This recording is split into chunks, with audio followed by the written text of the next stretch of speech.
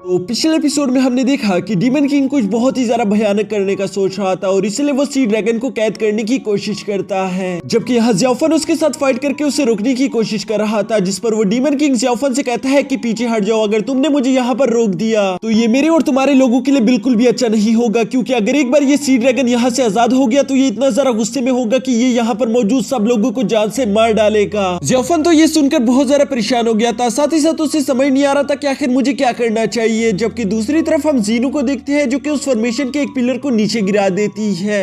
अब आगे तो नेक्स्ट एपिसोड बिल्कुल उसी सीन से शुरू होता है जहां जीनू ने एक पिलर गिरा दिया था और इस वजह से वो ड्रैगन पूरी तरीके से बेकाबू हो जाता है। अब उस ड्रैगन की एनर्जी बहुत ज्यादा हाई हो चुकी थी, जिससे डीमन किंग भी कंट्रोल नहीं कर पा रहा था और इसलिए वो उस एनर्जी से हिट होता हुआ दूर जा गिरता है। उसके इंटरनल ऑर्गन काफी बुरी तरीके से डैमेज हो चुके थे, जिसकी वजह से उसके मुंह से खून भी निकल रहा था। यहाँ तभी उसका एक सर्वेंट आकर कहता है कि मास्टर, वो ड्रैगन पूरी तरीके से बेकाबू हो गया, अब हम लोग चाहकर भी कुछ नहीं कर सकते, क्योंकि एक बार ये ड्रैगन बेकाबू हो जाए फिर किसी में इतनी हिम्मत नहीं कि वो इसे दोबारा से शांत करा सके, इसलिए बेहतर यही होगा कि हम लोग यहाँ से चले जाए। जबकि दूसरी तरफ हम उस सी ड्रैगन को देखते हैं जो कि वाकई में काफी ज्यादा भड़का हुआ दिखाई दे रहा था। वो अपने सामने खड़ी मिस जीनो पर हमला करने की कोशिश करता है, जो देखकर मिस जीनो ने फौरन से अपने सामने एक शील्ड क्रिएट कर ली थी, लेकिन उसकी शील्ड इतनी ज्यादा स्ट्रॉन्ग नहीं थी क्योंकि वो सी ड्रैगन उसे एक ही वार में तोड़ देता है। ये देखकर ज़्याओफन जीनो की मदद करने के लिए फौरन उसके सामने पहुंच गया था। साथ ही साथ वो अपने मैजिकल स्टिक के फॉर्मेशन का इस्तेमाल करके वहां पर एक शील्ड बनाने की कोशिश करता है। मिस जीनो तो उसे वहां से जाने के लिए कह रही थी, लेकिन ज़्याओफन कभी भी अपने दोस्तों को पीछे छोड़कर नहीं जाता, इसलिए वो वहां पर एक फॉर्मेशन शील्ड क्रिएट कर देता है। वो शील्ड भी जीनो की शील्ड से तो काफी ज्यादा स्ट्रॉन्ग थी, लेकिन इसके बावजूद भी उस शील्ड का सी ड्रैगन के सामने रुकना बिल्कुल नामुमकिन जैसा था, क्योंकि वो सी ड्रैगन अपने 2-3 हमलों में उस शील्ड को भी ब्रेक कर देता है, जिसकी वजह से ज़्याओफन उड़ता उड़ता काफी ज्यादा दूर जा गिरा था। यहाँ दूर से जिया भी ये सब देख रही थी, इसलिए वो ज़्याओफन की मदद करने के लिए आगे बढ़ने की कोशिश करती है, लेकिन उसकी आंट ने वहीं पर उसे रोक दिया था। वो उससे कहती है कि तुम ये नहीं कर सकती।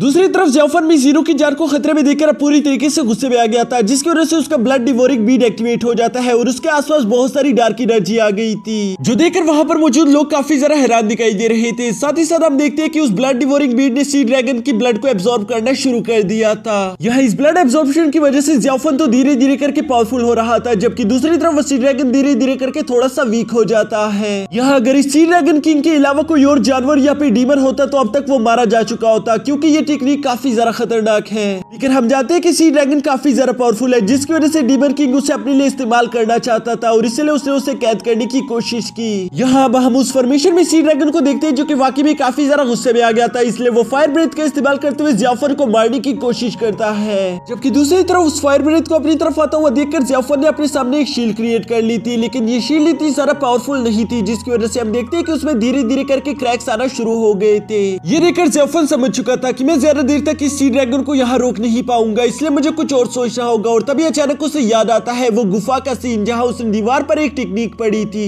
ये टेक्निक अब उसकी जान बचाने की आखिरी उम्मीद थी, इसलिए हम देखते हैं कि वो फौरन से उस टेक्निक को परफॉर्म करना शुरू कर देता है, जिसकी वजह से उसकी एनर्जी भी टर्न होकर एक गोल्डन फॉर्म में आ चुकी थी। साथ ही साथ हम देखते हैं कि वो अपनी इस गोल्डन एनर्जी को कंबाइन करके अपने सामने एक शील्ड क्रिएट कर लेता है, जो कि अब पहले वाली शील्ड से 10 गुना ज्यादा पावरफुल थी। दूसरी तरफ वहाँ पर टियानियन टेम्पल के मॉन्क्स ये देखकर काफी ज्यादा शॉक हो गई थी। वो कहते हैं कि आखिर ये लड़का बुद्धा प्रांजा टेक्निक को कैसे इस्तेमाल कर पा रहा है। ये तो हमारी टियानियन टेम्पल की सीक्रेट टेक्निक है, जो कि आज तक हमारे एल्डर्स के अलावा कोई और सीख नहीं पाया। ये लोग यहाँ पर यही सोच रहे थे। जबकि दूसरी तरफ हम ज़्याओफन को देखते हैं जो कि अपनी पूरी एनर्जी का इस्तेमाल करते हुए आखिरकार उस ड्रैगन को काफी बुरी तरीके से घायल कर देता है। साथ ही साथ हम देखते हैं कि उसने अपनी एनर्जी काफी ज्यादा इस्तेमाल कर ली थी और इसी वजह से उसकी भी हालत काफी ज्यादा खराब हो चुकी थी। वो तो अपने पैरों पर खड़ा भी नहीं हो पा रहा था। उसके दोस्त फौरन उसके पास आकर उसे संभालने की कोशिश करते हैं कि तभी वो मोंग भी आकर ज़्याओफन से सवाल करते हैं कि ये बताओ कि तुमने हमारी ये टेक्निक कहाँ से चुराई। जिस पर जिया भड़कते हुए कहती है कि क्या तुम लोगों को उसकी हालत दिखाई नहीं दे रही? तुम लोग इस वक्त पर भी ऐसे सवाल कैसे कर सकते हो? जो सुनकर जीनियो भी काफी ज्यादा गुस्से में आ गया था। वो भी अपनी तलवार उस मोंग पर तानते हुए कहता है कि अगर तुमने एक कदम भी ज़्याओफन के करीब बढ़ाया तो मैं तुम्हें जान से मार डालूंगा। यहाँ पर इन लोगों के बीच ये बहस देकर मास्टर टियान फौरन से इन लोगों को कहते हैं कि शांत हो जाओ, तुम लोगों को दिखाई नहीं दे रहा कि हम लोग किस सिचुएशन में फंसे हुए हैं। हम ये सब बाद में सुलझा लेंगे, अभी के लिए हम लोगों को इस सिचुएशन को संभालना होगा, क्योंकि वो लोग देखते हैं कि वो सी ड्रैगन पूरी तरीके से बेकाबू हो चुका था। वो किसी वक्त भी खुद को उस फॉर्मेशन से आजाद करके यहाँ पर मौजूद इन सब लोगों को जान से मार सकता है। दूसरी तरफ उन डीमंस को भी ये बात अच्छे से मालूम थी,